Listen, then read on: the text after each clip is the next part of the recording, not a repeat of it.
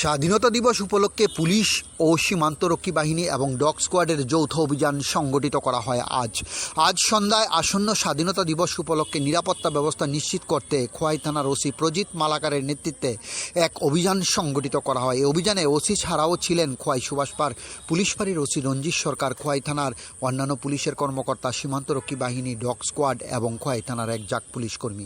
অভিযানটি সংগঠিত করা হয় খোয়াই শহর লাগোয়া সীমান্ত এলাকা এবং খোয়াই সুভাষপাড় এলাকা।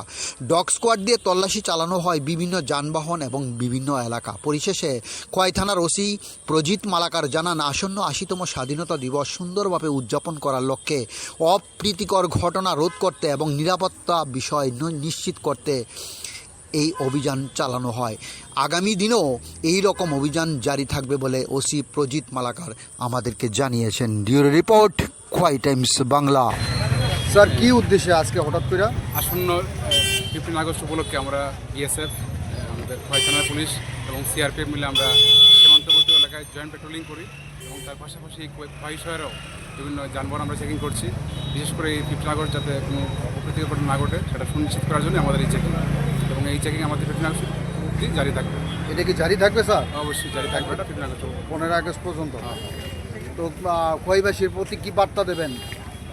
সবাই যাতে আইন মেনে চলে এবং বিশেষ করে যেহেতু এটা সীমান্তবর্তী এলাকা এবং আমাদের পুলিশের সহায়তা করে আমাদের এই চেকিংয়ের সঙ্গে সেটাই ব্যবহার করে। ধন্যবাদ স্যার।